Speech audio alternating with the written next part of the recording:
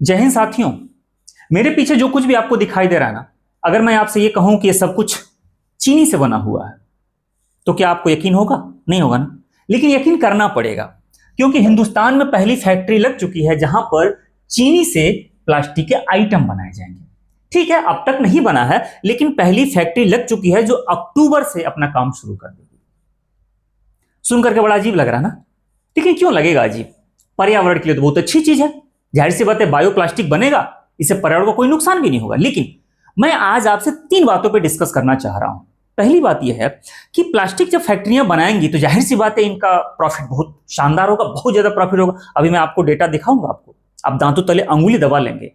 तो अगर सारी फैक्ट्रियां प्लास्टिक ही बनाने लग जाएं चीनी छोड़ करके, चीनी का क्या होगा? और अभी हाल के महीनों में आप लोगों ने देखा होगा कि चीनी की मात्रा घट गई एथेनॉल के चक्कर में।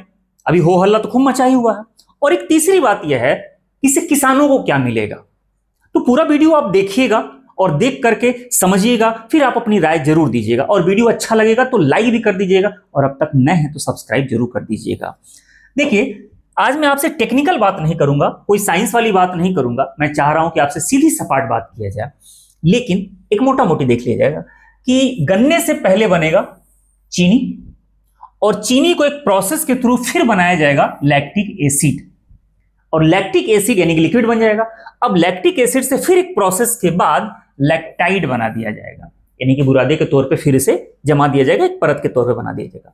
अब फिर उसको एक प्रोसेस के बाद पीएलए रेजिन में कन्वर्ट कर दिया जाएगा। पीएलए रेजिन का मतलब होता है पॉलीलैक्टिक एसिड रेजिन। अगर आप प्लास्टिक की फैक्ट्रियों में कभी गए होंगे, देखे होंगे, या फिर यूट्यूब वगैरह सर्च कीजिएगा तो आप दिख जाएगा। प्लास्टिक जिससे बनता है ना, उसका जो रॉ मटेरियल होता है ऐसे गोल गोल दाने होते हैं, उसी को कहा जाता है पीएलए रेजिन। तो पीएलए रेजिन ये फाइनली बन करके तैयार हो जाएगा, और इसके बाद से सारे प्रोडक्ट जो है ये बनते रहेंगे। खैर आइए यहां पर, तो फैक्ट्री कहां स्थापित हुई है तो जान लीजिए, लखीमपुर खीरी जिले में। अगर आप उत्तर प्रदेश से होंगे तो बेहतर जानते होंगे, लखीमपुर खीरी एक जिला है। अच्छा, किसकी फैक्ट्री है ये? तो बलरामपुर चीनी मिल्स लिमिटेड। बलरामपुर भी एक जिला है जहां पर शुगर फैक्ट्री है। उसी शुगर फैक्ट्री की एक यूनिट है जो लखीमपुर खीरी में खोली जा रही है। आप उत्तर प्रदेश से बाहर के हैं तो जान लीजिएगा उत्तर प्रदेश में ये जिले का नाम है। अब इसमें कुल कितना पैसा लगा हुआ है, कितना निवेश किया गया है? तो 3080 करोड़ रुपए का निवेश किया गया है।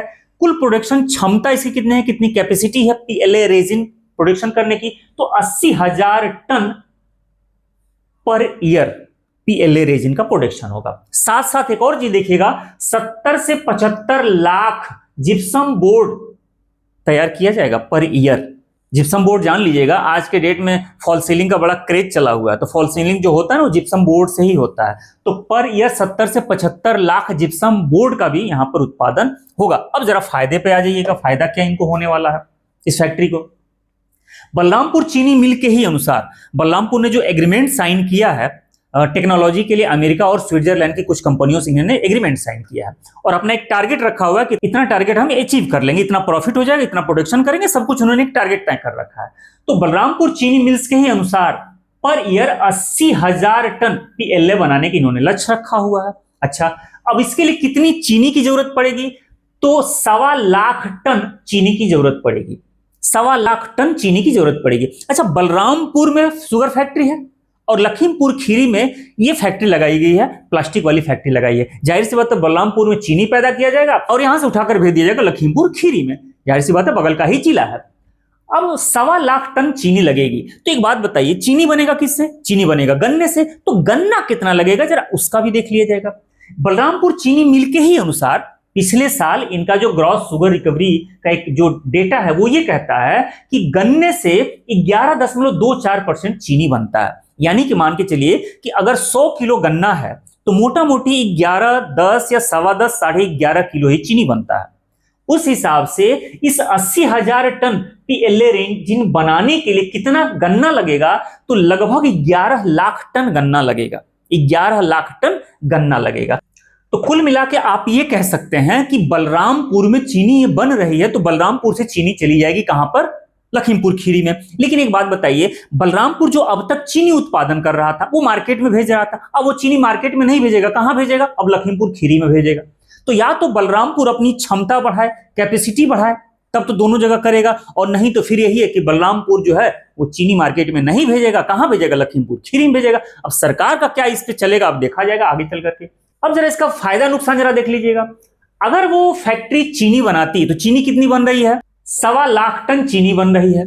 अब 1.25 लाख टन चीनी 40 रुपए के रेट से अगर मार्केट में बिकती तो 5,000 करोड़ रुपए वो फैक्ट्री कमाती, 5,000 करोड़ रुपया। लेकिन उसने क्या कि 1.25 लाख टन चीनी का पीएलए रेजिन बना दिया, यानी कि प्लास्टिक बना दिया। अब प्लास्टिक बनकर के कितना तैयार होगा, 80,000 टन पीएलए रेजिन बनकर के तैयार होगा। अब वो कितने में बिकेगा, तो वो 250 रुपए किलो के हिसाब से बिकेगा। वो 250 रुपए भी बिकता है, 225 रुपए किलो भी बिकता है, वो 300 रुपए किलो भी बिकता है, वो 350 रुपए किलो भी बिकता है। लेकिन एक एवरेज लेकर के चला जाए, वो 250 रुपए किलो के हिसाब से बिकेगा। तो अब कितनी आमदनी होगी, तो 20,000 करोड़ रुपए की आमदनी होगी।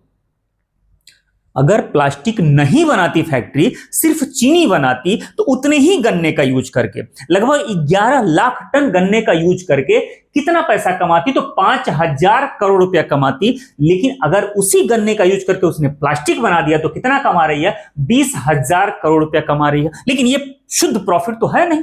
अब इसका प्रॉफिट निकाल लिया जाए तो बलरामपुर चीनी मिल्स के ही रिकॉर्ड के अनुसार 35% मार्जिन है उसका, 35% वो प्रॉफिट कमाता है। तो 20,000 करोड़ रुपए का 35% देखेंगे तो हो जाएगा 7,000 करोड़ रुपया। यानी कि अगर वो चीनी बना रहा था तो कुल आमदनी ही उसकी हो रही थी 5,000 करोड़ रुपया, और प्लास्टिक बना दिया तो फायदा उसका हो रहा है, शुद्ध मुनाफा उसका हो रहा है 7,000 करोड़ रुपया। वो भी याद रखिएगा, हम यहां से चीनी को लेकर के चले हैं, 40 रुपया किलो अगर बेच रहा है तो चीनी बेच रहा है 5,000 करोड़ रुपया।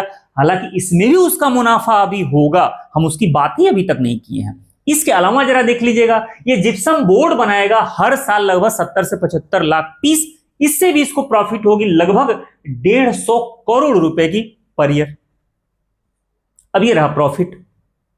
अच्छा, गन्ना खरीदा कितने में था, वो 11 लाख टन जो गन्ना खरीदा था वो, तो आज के रेट में गन्ने का रेट उत्तर प्रदेश में अगर बात करें तो 390 रुपया सामान्य गन्ना है, और थोड़ा बहुत बढ़िया गन्ना है तो 400 रुपए के हिसाब से रेट है पर क्विंटल। तो कुल कितने रुपए का गन्ना खरीदा गया, तो 4,329 रुपए का गन्ना खरीदा गया। अब एक बात बताइए, किसी भी फैक्ट्री का कंपेयर कर लें, अगर ये प्लास्टिक नहीं बना रहा है तो 4,329 करोड़ रुपए का वो गन्ना खरीद रहा है, और बेच कितने में रहा है चीनी, 5,000 करोड़ रुपए के हिसाब से। अब हिसाब से आपको देखेंगे तो बहुत उसका फायदा होगा, तो मुश्किल से 500 करोड़ रुपए का फायदा उसका हो रहा, वो भी नहीं हो रहा। लेकिन आपको लगेगा घाटे में नहीं, घाटे में नहीं है। अभी इसके अलावा तो वो शीरा बेच रहा है, शराब बनाने के लिए बहुत सारी चीजें दे रहा है, वो एथेनॉल बना रहा है, खाद बेचता है, फ्रेशमेंट बेचता है, फैक्ट्रियां बहुत कुछ बेचती हैं। उसके अलावा जितने भी वेस्ट मटेरियल बचे होते हैं सब तो बेचती हैं ना। यानी कुल मिलाकर आप कह सकते हैं कि 500 करोड़ रुपए का प्रॉफिट उनको पर ईयर होता है कंपनियों को। अब इस तरीके से कितना हो रहा है, इस तरीके से लगभग 8,000 करोड़ रुपए का प्रॉफिट आपको दिखाई दे रहा है। अब एक बात बताइए, अगर ये प्रॉफिट है और ये बलरामपुर चीनी मिल्स के रिकॉर्ड के ही अनुसार, ये मैं अपनी पास से नहीं बोल रहा हूं, तो फिर सारी फैक्ट्रियां अगर यही काम करने लगें तो फिर मार्केट से चीनी तो गायब हो जाएगी ना।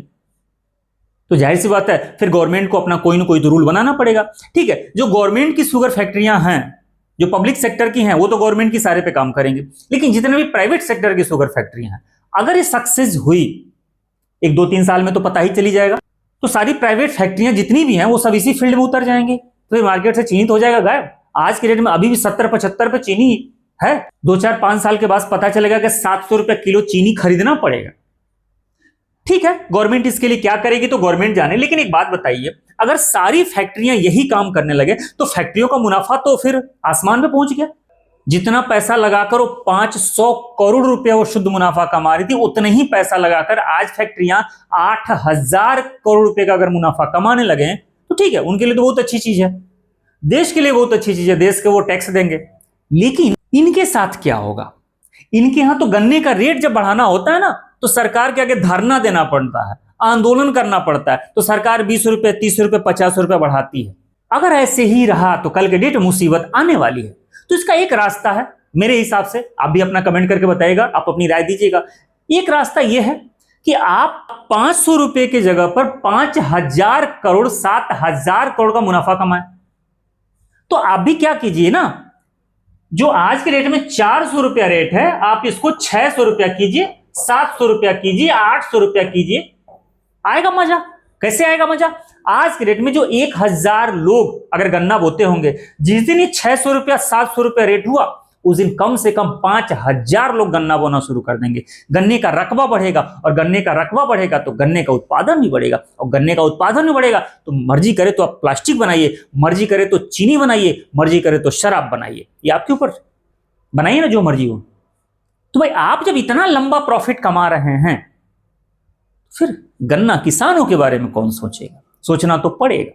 अब आप कमेंट करके अपनी राय जरूर दीजिएगा कि चीनी से ये जो प्लास्टिक बनने की फैक्ट्री लगी है, ठीक है, बहुत अच्छी चीज है, पर्यावरण को बहुत फायदा है, लेकिन किसानों के हित में सही फैसला क्या होगा?